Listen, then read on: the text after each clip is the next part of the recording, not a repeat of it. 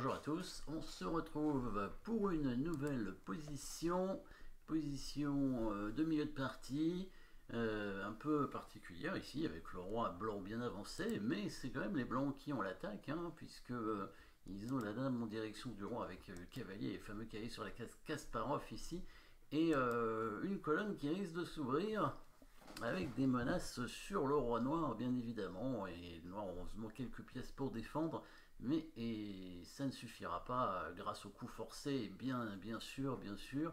Alors, qu'est-ce qu'on pourrait regarder dans cette position? Alors, au niveau du matériel, bon, il y a un pion d'avance pour les blancs, mais c'est pas ce qui est le plus important ici, hein. Les pièces blanches sont en attaque et on va essayer en tout cas de concrétiser cette bonne position. Alors, que peut-on faire avec les blancs? Du coup, les coups forcés, il y a deux échecs, hein, dame G7 et dame prend H7. Alors, dame G7, ça semble pas extraordinaire, hein, il va prendre de la tour et on n'aura rien. Dame prend H7 est plus intéressant parce que ça force le coup roi prend. Et après, on a un deuxième coup forcé qui est la prise du pion en G6 avec double échec sur le roi qui serait du coup obligé, hein, de venir sur la case où il y a le pion, hein, donc prendre du coup le pion en G6. On aurait un autre coup forcé, tour H6 échec, hein, protégé par le cavalier, mais le roi pourrait venir en G5. Et là, je suis pas sûr qu'on ait mieux que l'échec perpétuel avec la tour H5 et tour H6. Parce que même si on pousse le pion F4, enfin pousser le pion F4, il va prendre en faisant échec. Donc là, c'est pas bon du tout, hein. Dommage, on n'était pas loin de quelque chose d'intéressant, hein, avec ce sacrifice évidemment de dame, hein. On peut voir la suite, hein, bien sûr, mais puis on prend double échec, le roi est obligé de prendre, et là on peut rien faire de mieux que l'échec perpétuel ici, hein, sinon on va perdre et ce serait dommage. Du coup, pas le coup le plus forcé en tout cas ne fonctionne pas, il va falloir en trouver un autre, peut-être une menace de mat avec la prise du pion avec le pion, est-ce qu'il y a d'autres menaces de mat en un coup, hein, bien sûr, pas sûr, hein, je pense que c'est peut-être la seule menace de mat en un coup de la position. Bon, il y a des menaces de mat en deux coups, mais menace de mat en un coup, on va déjà regarder celle-ci. Le pion qui prend, en fait, les noirs ont plusieurs coups pour défendre. Ils pourraient prendre de la dame, déjà, ça défend le pion, mais ils pourraient aussi prendre avec le pion F7, parce que ça va libérer la tour noire ici en B7 sur la 7ème rangée, hein. Ça pourrait être intéressant pour eux de revenir avec une nouvelle pièce en défense, hein. On n'est pas trop pour défendre. Après, la prise de la dame semble bonne aussi, puisque ça permet quand même après d'échanger les dames, ou en tout cas ça menace d'échanger les dames, et ça menace aussi une contre-attaque sur ce pion, hein. Donc les blancs peuvent pas faire n'importe quoi après.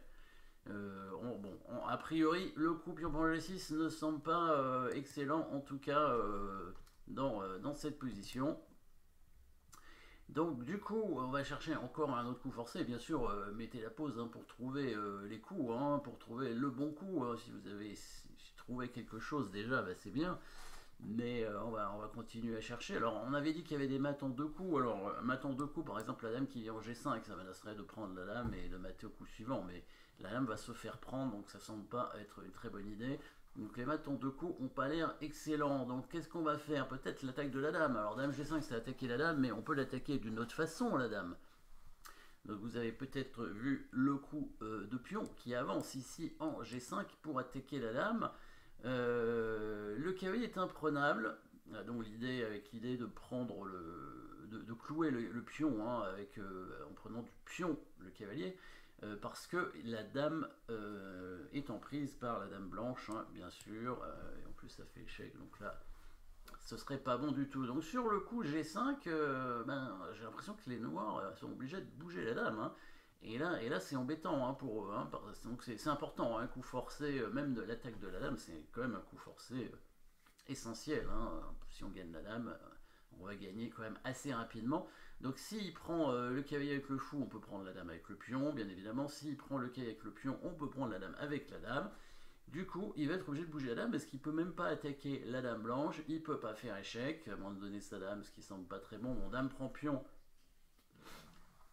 c'est ça, à la limite c'est peut-être pas un si mauvais coup parce qu'après il pourrait prendre le cavalier avec le pion, il récupère la dame mais il va donner la tour. il aura perdu qu'une qualité. Donc c'est vrai que c'est peut-être sa meilleure suite finalement. Dame prend pion, échec, un coup forcé aussi pour lui. On va être obligé de prendre sa dame et ensuite il prend le quai avec le pion, enfilade, hein, dame et roi. Il va récupérer la dame. Bon, malgré tout, je pense que avec les deux tours, hein, on risque de créer une attaque sur le roi et peut-être de le mater assez vite. Hein. En plus, le fou est un peu bloqué, donc ça risque de mal se passer quand même. Donc il va bouger sa dame. Il va bouger sa dame, mais par rapport peut-être à la vente de tout à l'heure, le coup G5 peut donner peut être un avantage, hein, très certainement. Donc la dame noire va bouger en E6 peut-être, ou en D8, l'un des deux coups. Et ici, bon, coup forcé, bien évidemment. Hein, donc là, je pense que vous avez vu la suite. Hein, mettez la pause si vous ne l'avez pas vu, mais G5, bien évidemment, le bon coup. Alors, peut-être ça, hein, intéressant. Voilà, pour la défense. Après, bon, ça semble quand même évidemment très avantageux pour les blancs. Ici, donc, du coup, la dame est attaquée. Alors, on pourrait prendre la tour, bouger le roi sur échec et doubler les tours pour récupérer la colonne G, rentrer en G8 et peut-être attaquer gagner le pion H7. Ou bien bouger le roi tout de suite pour essayer de bloquer le roi et essayer de le mater avec tour G1. Les deux sont possibles. Après, il va faire F6, hein, il va attaquer la tour si on fait ça. Par exemple, il va prendre évidemment et il va faire F6 et du coup il va pouvoir donc il chasse la tour et il va pouvoir amener son fou pour défendre la case. Hein. Donc il n'y aura pas de mat. Mais on a quand même la possibilité de passer par là avec la tour. Hein. Donc c'est peut-être une bonne solution. Effectivement, de bouger, de bloquer son roi. On va ramener la tour peut-être en G2, en G3, en G2, disons. Et on a donc cette opportunité, tour 1 après, pour essayer de rentrer sur la 8e rangée avec la tour et de l'attaquer. Hein. Bon, ça devrait pas être trop compliqué à gagner. L'autre possibilité, c'est de prendre la tour hein, directement. Et comme ça, et ensuite bouger le roi en faisant échec à la découverte. Et après, on ramène la deuxième tour. Mais ça semble mieux de... Ça semble mieux quand même de bouger le roi tout de suite. On peut aussi mettre le roi en H4 d'ailleurs.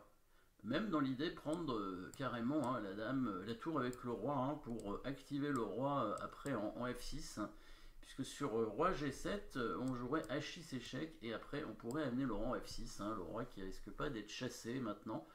Et le roi en attaque, c'est quand même très intéressant en finale. Hein. Pas oublier qu'en finale, le roi, ça vaut à peu près 4 points, donc c'est un petit peu moins fort qu'une tour, mais c'est plus fort qu'une pièce mineure. Donc le roi a intérêt à attaquer quand on est en finale. Du coup, sur G5, il va bouger sa dame. Et évidemment, on recherche les coups forcés, donc peut-être les coups forcés de tout à l'heure. Est-ce que vous voyez la variante jusqu'au bout et voir ce que ça donne? La différence, évidemment, avec le pion G5, c'est que maintenant, la colonne est ouverte. Hein, enfin, elle n'est pas ouverte, mais si le pion est pris, elle sera ouverte avec la tour G2 derrière. Donc du coup, on refait l'analyse de sacrifice de dame en H7 avec l'attaque double et la tour qui arrive en H6. Le roi noir sera obligé de prendre le pion G5. Et là, on aura un magnifique mat en un coup, évidemment. Ouais, puisque maintenant, si on bouge le roi, on va faire un échec à la découverte. Et le roi noir sera mat. Donc il serait venu avec la dame en E6 ou en D8, ça aurait rien changé. Hein. Hop, dame prend pion, roi prend obligé, pion prend pion, double échec évidemment, hein, à la fois avec la tour et le pion, donc le roi est obligé de jouer dans ces cas-là. Et là, échec ici, il est obligé de prendre le pion et on décale le roi, évidemment en protégeant quand même la case en F4 hein, pour faire mat en un coup. Bon, si on va de l'autre côté, attention parce que il a aussi cette case derrière, donc non, il n'y a qu'un coup ici pour mater. En tout cas, pour mater en un coup, il n'y en a qu'un, c'est sûr. C'est roi F3, mat grâce à la tour en G2 qui fait échec à la découverte. Donc petite combinaison avec un petit coup intermédiaire, mais coup forcé bien sûr, on attaque la dame. Hein. Et avec les noirs, la meilleure défense, hein, évidemment, serait de prendre le pion et récupérer la dame après, mais bon, pour continuer la partie, bien sûr, on essaie de continuer jusqu'au bout, mais on va perdre quand même hein, dans cette finale avec une qualité de moins. Il n'y a pas beaucoup d'espoir. Merci d'avoir suivi cette position et à très bientôt.